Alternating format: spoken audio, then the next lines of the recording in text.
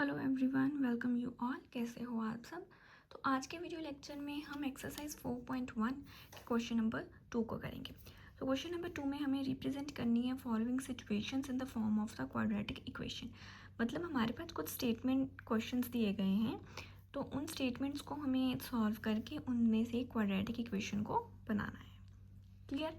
तो first question है हमारे पास, the area of a rectangular plot is 528 metre square. The length of the plot in meters is one more than twice its breadth. We need to find the length and the breadth of the plot. तो हमें length and breadth को find करना है। Area हमारे पास given है, तो अब हम इस क्वेश्चन को कैसे करेंगे। तो जो एरिया तो हमारे पास गिवन ही है, तो जो ये लाइन है इस पर हम मेन फोकस करेंगे। लेंथ एंड ब्रेथ हमें फाइंड करनी है, और लेंथ एंड ब्रेथ की बात इस लाइन में की गई है। जैसे कि the length of the plot, जो प्लॉट की लेंथ है वो वन मोर मतलब लेंथ जो है वो 1 प्लस है किससे, then twice its breath. Twice मतलब डबल इट्स ब्रेथ। तो सबसे पहले हम ब्रेथ, हमारी जो रेक्टेंगल की ब्रेथ है उसे लेट करेंगे। तो लिखेंगे let the width of the plot. तो जो विड्थ है हमारे पास वो होगी x। जब हम लेंथ फाइंड करेंगे तो लेंथ के केस में हमें क्लियर है कि जो लेंथ है वो ट्वाइस द ब्रेथ है। ब्रेथ कितनी है x, तो ये हो जाएगी हमारे पास 2x, और 1 मोर है प्लस इसमें 1 ऐड होगा, तो ये है हमारे पास length. Clear. According to question हमारे पास जो प्लॉट है वो रेक्टेंगुलर फॉर्म में है। तो रेक्टेंगल क्या होता है, एरिया क्या होता है रेक्टेंगल का, लेंथ इनटू ब्रेथ। तो एरिया ऑफ जो रेक्टेंगल हमारे पास गिवन है वो है 528। क्या होता है एरिया, लेंथ इनटू ब्रेथ ही होता है एरिया। तो लेंथ कितनी है हमारे पास 2x प्लस 1, ब्रेथ कितनी है x। तो इसे सॉल्व करेंगे तो ये हो जाएगा हमारे पास 2x square plus x is equal to 528। ये इस साइड आएगा तो ये हो जाएगा हमारा माइनस में। तो ये है हमारे पास क्वाड्रेटिक इक्वेशन पार्ट 1 की। सिर्फ इसमें हमें रिप्रेजेंट करना है in the form of quadratic form. तो क्वेश्चन 2 है हमारे पास, the product of the two consecutive positive integers. हमारे पास दो पॉजिटिव इंटीजर्स हैं जो कॉन्जिक्यूटिव है। कॉन्जिक्यूटिव मतलब जिसे हम 1 ऐड कर करके लिखते हैं, तो वो कॉन्जिक्यूटिव होते हैं। तो पहले हम दो कॉन्जिक्यूटिव नंबर्स को लिखेंगे क्योंकि हमारे पास 2 नंबर्स हैं। क्लियर। लेट द 1 नंबर, तो जो हमारा 1 फर्स्ट नंबर होगा वो होगा हमारे पास, जैसे 1 कॉन्जिक्यूटिव लिख लो चाहे फर्स्ट लिख लो, फर्स्ट लिख लेते हैं। लेट द फर्स्ट नंबर होगा हमारा x। तो जो हमारा सेकंड नंबर होगा वो होगा हमारे पास x प्लस 1, क्योंकि जो कॉन्जिक्यूटिव नंबर होते हैं वो 1 प्लस कर करके ही हम उन्हें लिखते हैं। तो क्वेश्चन में हमारे पास प्रोडक्ट है दोनों नंबर्स का, तो अकॉर्डिंग टू क्वेश्चन हम क्या करेंगे, इन दोनों का प्रोडक्ट जो किसकी इक्वल है इज 306। इसे सॉल्व करेंगे तो ये होगा x square plus x is equal to 306। इधर आएगा तो ये हो जाएगा माइनस में इज इक्वल टू 0। तो ये है हमारे पास required quadratic equation. Clear, good. तो थर्ड पार्ट है हमारे पास, Rohan's mother is 26 year older than him. मतलब रोहन की मदर उससे 26 ईयर ओल्डर हैं, बड़ी हैं। The product of their edges 3 year from now. आज से 3 साल के बाद, 3 ईयर फ्रॉम नाउ, आज से 3 साल के बाद जब हम उन दोनों की एज को प्रोडक्ट करेंगे तो वो 360 के इक्वल होगा। क्लियर। और हमें उनकी एज फाइंड करनी है। तो जो रोहन है वो अपनी, जो रोहन की मदर है वो रोहन से 26 ईयर ओल्डर है, तो मतलब जितना रोहन होगा उसमें 26 ईयर क्या हो जाएंगे, ऐड हो जाएंगे। तो मान लेते हैं कि रोहन की एज x है। क्लियर। चलो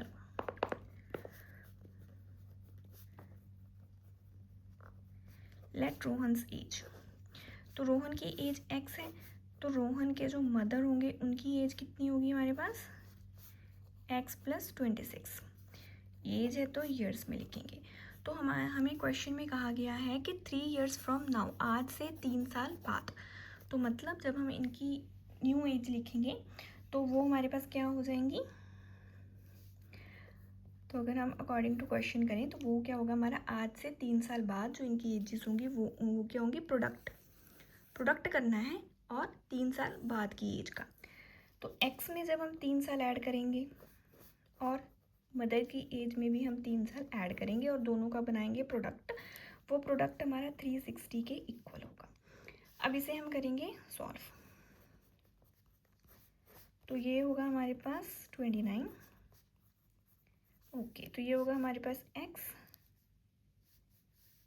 प्लस 29x, तो ये होगा हमारे पास 3x प्लस, तो ये होगा हमारे पास 87 इज इक्वल टू 360। तो इसे आगे सॉल्व करेंगे तो प्लस प्लस हो जाएगा हमारे पास, प्लस 29 30 31 32, इधर आएगा तो होगा माइनस। आगे सॉल्व करेंगे तो ये हो जाएगा प्लस माइनस, 360 से हम 87 को निकाल लेंगे तो साइन आएगा माइनस और आएगा हमारे पास 273 इज इक्वल टू 0। ये x इंटू एक्स स्क्वायर था वो मिस हो गया लिखना। क्लियर। तो ये है हमारे पास क्वाड्रेटिक इक्वेशन पार्ट 3 की। क्लियर। तो अब हम करते हैं फोर्थ पार्ट इस क्वेश्चन का। फोर्थ पार्ट की स्टेटमेंट हमारे पास, a train travel a distance of 480 kilometre at a uniform speed. Train है, ट्रेन ने डिस्टेंस कवर किया है 480 किलोमीटर का यूनिफॉर्म स्पीड से।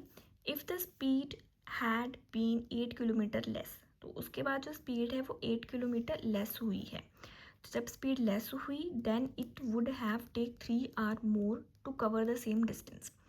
तो मान लो एक ट्रेन ने हमारे पास ए पॉइंट से बी पॉइंट तक ट्रेवल करना था, उसकी यूनिफॉर्म स्पीड थी, लेकिन फिर क्या हुआ, उसकी जो स्पीड थी वो 8 किलोमीटर पर आवर से कम हो गई। जब उसकी स्पीड कम हुई तो उसने अपने पॉइंट बी पर पहुंचने के लिए 3 घंटे ज़्यादा लिए हैं। ठीक है, डिस्टेंस उसका सेम ही था 480 का। क्लियर। तो अब हमें फाइंड करनी है स्पीड ऑफ द ट्रेन। तो स्पीड ऑफ ट्रेन हमें निकालनी है तो हम उसे लेट कर लेंगे।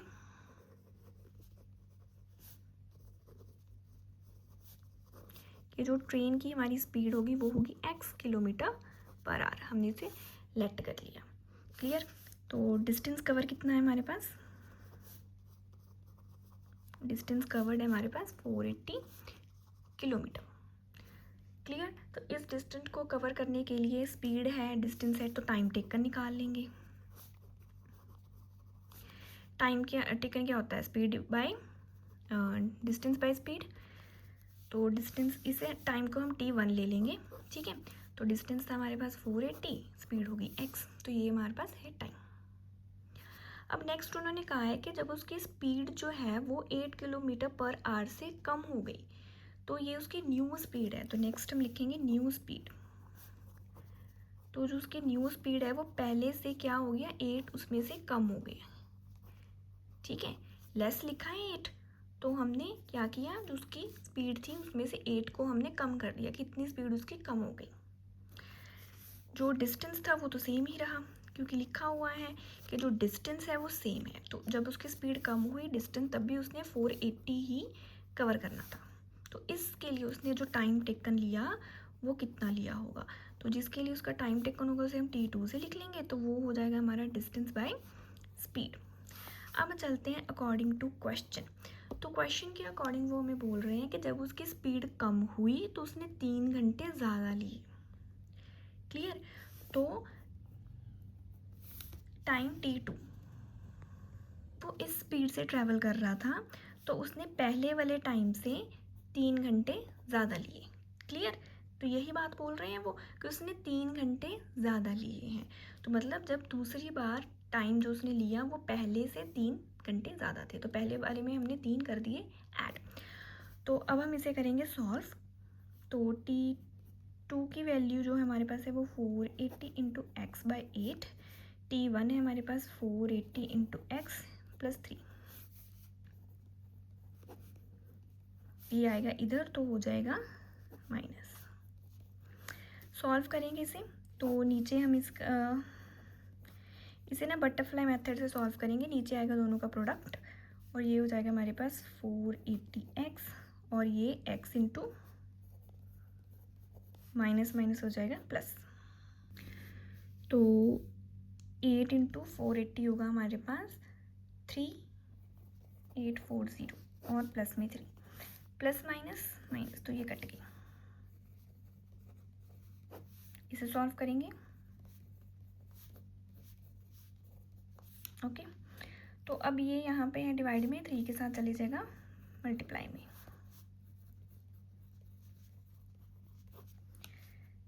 क्लियर।